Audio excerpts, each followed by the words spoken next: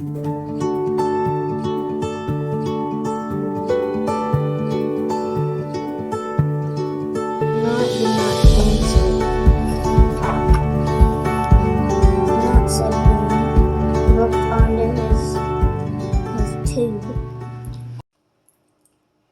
back to Go Big and Go Homeschool. My name is Maggie. I'm the homeschooling mama of 10.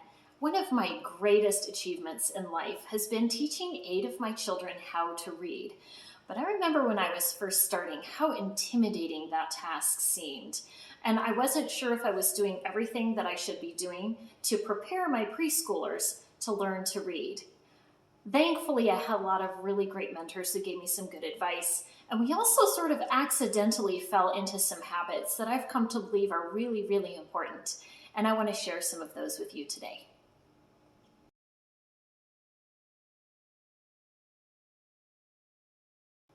First, make sure that your child sees you reading often. Children need to see that reading is a natural and enjoyable part of life.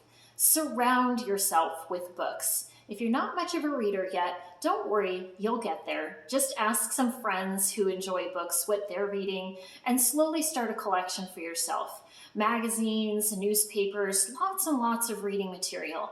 Make sure that every day your child sees you picking up a book just for pleasure and spending some time in that book. Explore audiobooks.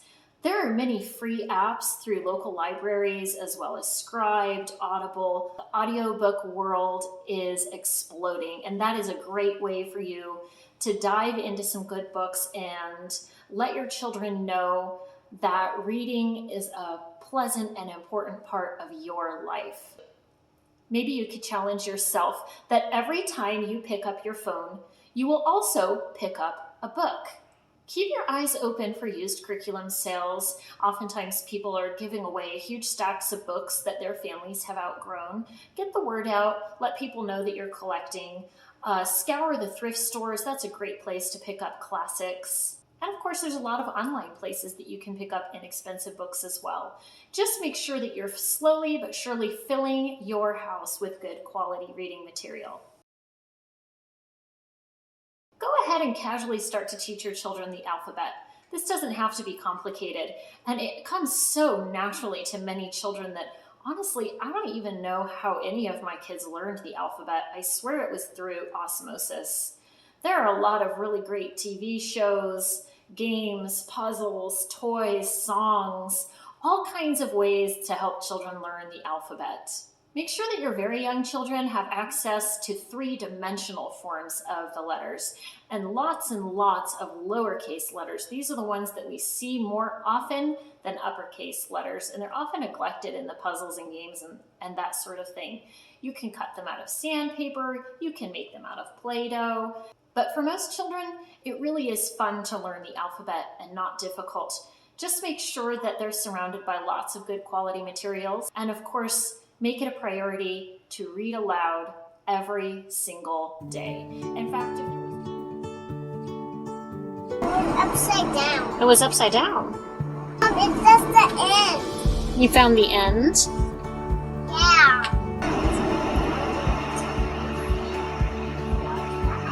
1, 2, 3, 4, 5?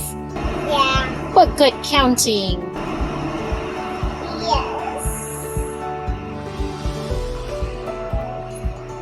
Do any have bites? No, that one has bites and that one has bites. 2 of the berries have bites, so they're part berries, huh? They're not whole berries? They're parts of berries? Yeah, but the ladybugs ate them. Because the ladybugs ate them? Do you think ladybugs eat berries? But they still do.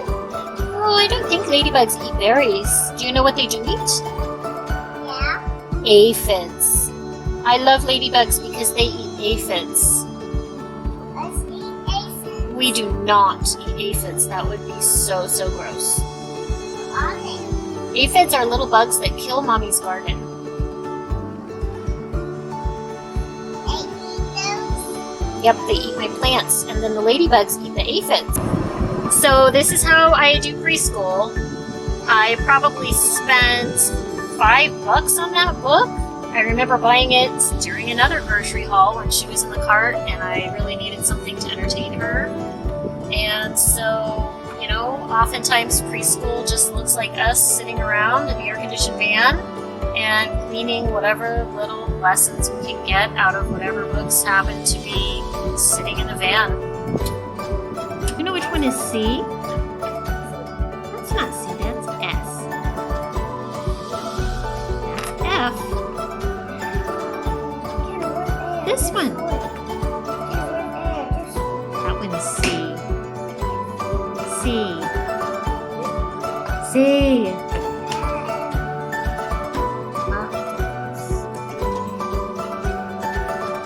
Oh, carrot.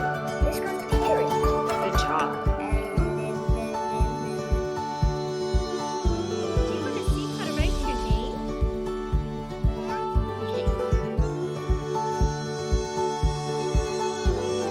Some water.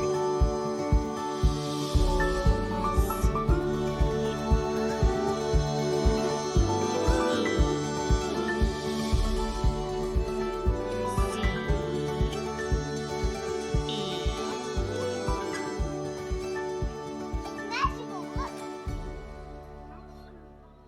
That's an O. Well, it was. In fact, if there was one predictor of how easy it will be for your child to learn to read, it would be reading aloud. And I'll take that one step further and say that before you begin to teach a child to read, it's much more important that that child loves books. If you have a child who's a little hesitant or reluctant to sit down and read a book with you, that's probably an indicator that now is not quite the time to try to teach that child to read. The child first must learn to love books. Make reading aloud together the best and most enjoyable part of the day. Read aloud, read aloud, read aloud. There are a couple of things that'll come naturally as you're reading aloud that will also help your young child get ready to learn to read.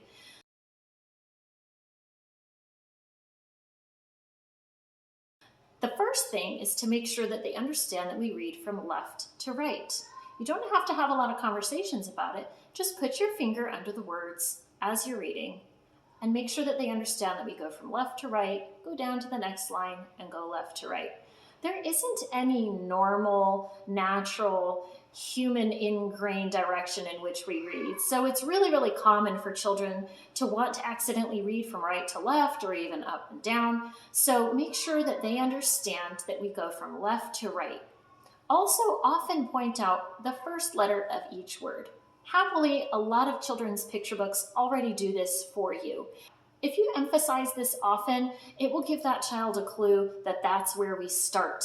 You could also sometimes point out the ending letter of each word. Make it a game. It doesn't have to be an every time you read thing.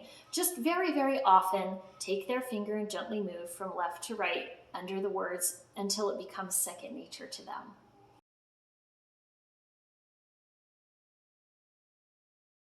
When I was a new homeschooler, life was so busy. We had babies and toddlers and work outside the home and co-ops, and life was chaotic.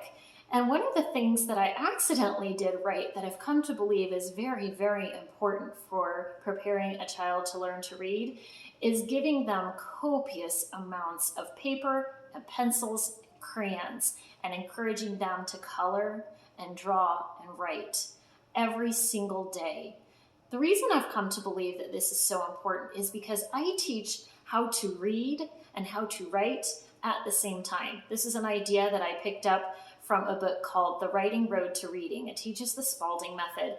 Somebody gave me this book. It was in a free pile. I didn't have a child who really was ready to learn to read yet, so I gave it away before we had a chance to really implement it. And honestly, I don't recall being super impressed with a lot of it, but I did read some of the philosophy that convinced me how important it was that children learn to write as they're learning to read.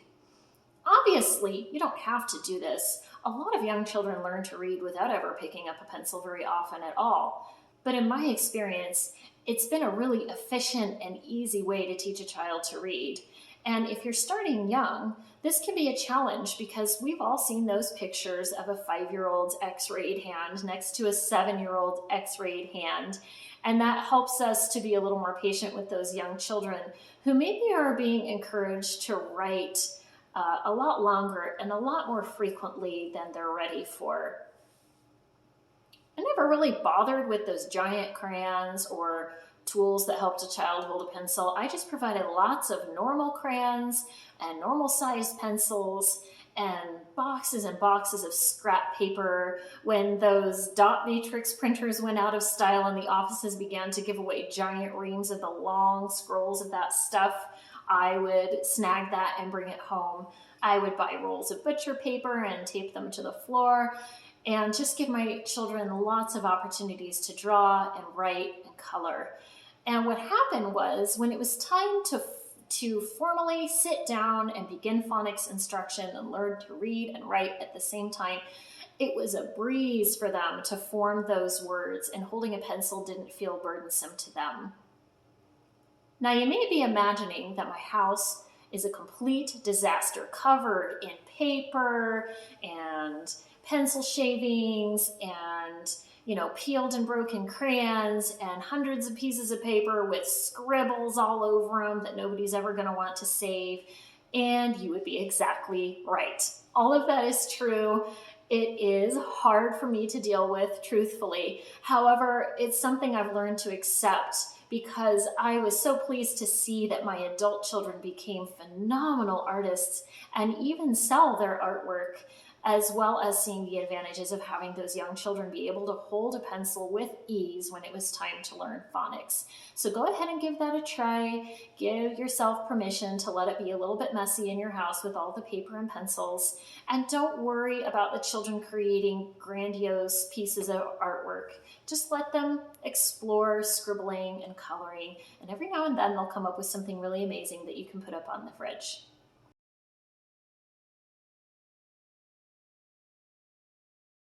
Did I mention reading aloud? Read aloud, read aloud, read aloud. This has got to be the best part of the day for your child. Read aloud at bedtime. Read aloud first thing in the morning. Learn to be okay with your child interrupting you in the middle of what you're doing to read a couple pages of a book. Children's books are so short. You've got a couple minutes for sure. Take books with you in the car, and when your child's cranky, pass back a board book. Read aloud, read aloud, read aloud. Maybe you have an older child who maybe is coming out of the public school system or has struggled to learn to read and maybe even claims to hate reading. In this case, audiobooks might be your best friend. Set aside a time of day and tell them that that is a special time of day that they're allowed to have a snack or put up a pillow fort or something like that and play really great audiobooks. If you're not sure where to start, ask other homeschoolers or check out the Read Aloud Revival with Sarah Mackenzie. Book lists abound. You will have no trouble finding lots of great books.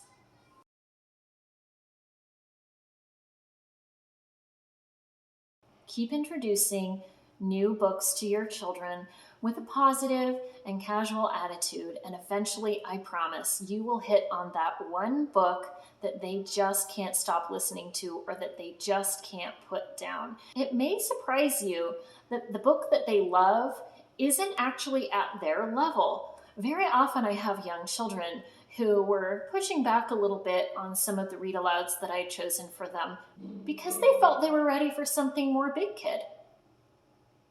They always surprised me and how well they could handle these and understand them. If you have kids of multiple ages, it's okay to pick a book that's aimed at the older kids and encourage little ones to sit quietly and, you've got it, color or write while they're listening for 5 or 10 minutes of that book before they wander off to play.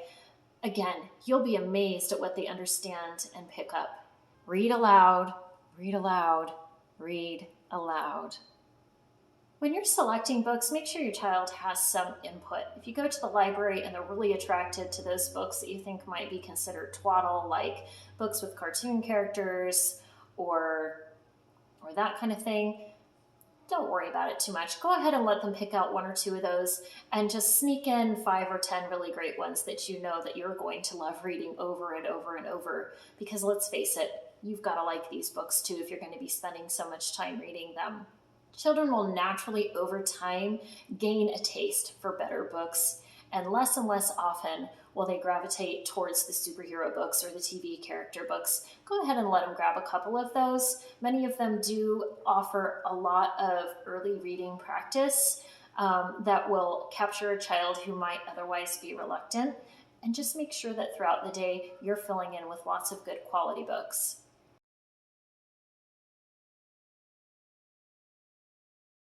Don't forget poetry and nursery rhymes. Nobody really knows how poetry and nursery rhymes so magically teach language acquisition better than anything else. It truly is magic. Maybe you think you don't like poetry, maybe your kids think they don't like poetry. Poetry and nursery rhymes naturally help a child get a grasp on grammar and the beauty of the spoken word in a way that just nothing else can. It doesn't even matter if the child understands. Everybody knows the delight that a child will take in memorizing a little bit of poetry or a rhyme, even if it's completely nonsensical. Even better, contain folk songs or hymns that the child is going to hear often as they're growing up. Again, it doesn't matter if they understand it or grasp fully what they're hearing. If they can memorize those things, or if those can just become natural parts of their heart and mind, they will gain a love for the written and spoken word through poetry and nursery rhymes. So make sure you're including lots of those and learn to love them yourself. When you're out and about, point out the written word wherever you see it. Road signs, restaurant menus, welcome mats. Wherever you see the written word, point it out to your child.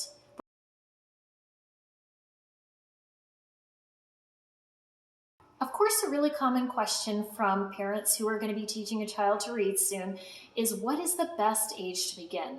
And the short answer is, there isn't really a best age. Every child is different, every parent is different, your life circumstances are different. But take heart, in the end, there's a lot of evidence that points to late being better than early. And I've seen many examples of this over the years as I interact with public school children who were forced to begin reading and writing at a very tender young age before they had been taught to love books. And I believe it causes more harm than good. Feel free to do lots of research in this area before you pick an age at which you want to teach your children to read. And just keep in mind that often those children who are really hesitant or who struggle or whose life circumstances did not allow them to read at the normal age of 6 or 7 oftentimes catch up very, very quickly to their earlier reading peers. This certainly played out in my house. When my first daughter was a baby, I was primarily concerned with winning the Best Mom in Spite of Being a Broke Teenager award, and I was swayed by all of those promises that she would gain a competitive advantage over other children if she learned to read at a very young age. So I picked up that book, How to Teach Your Baby to Read, and other similar materials, and I don't even remember what we did. We sat on the crappy apartment floor, and I think I used whole word flashcards and maybe some phonics, and was pulling the card out of her mouth as I was trying to teach her to read, and some of it sunk in. I honestly don't remember how this child learned to read.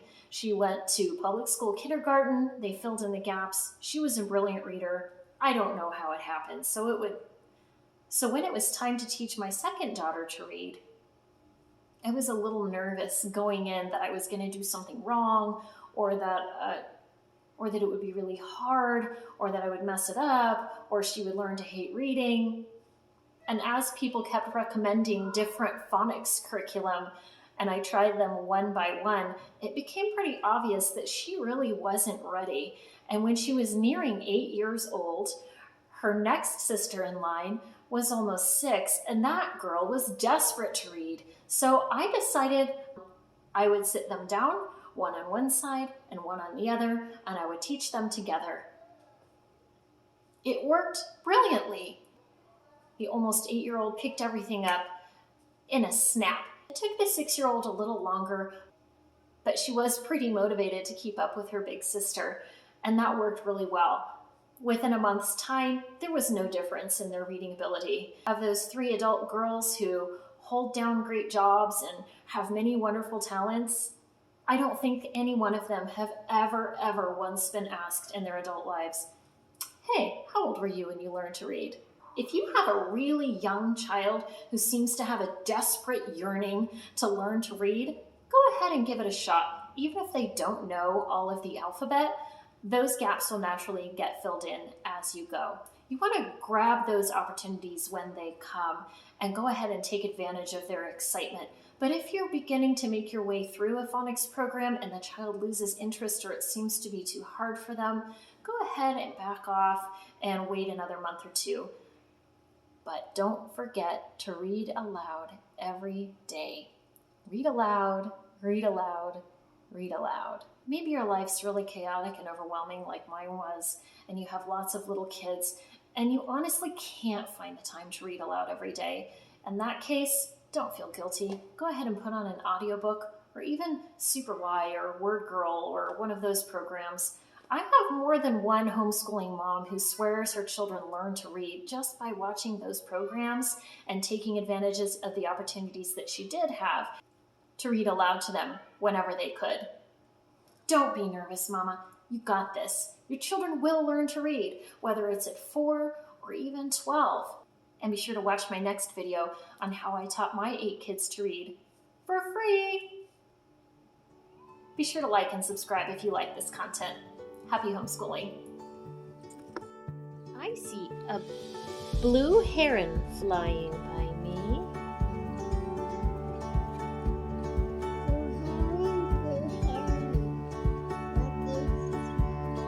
I see a prairie dog digging by me.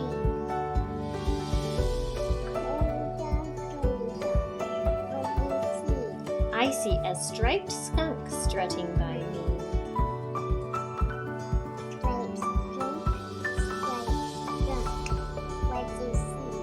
I see a mule deer running by me.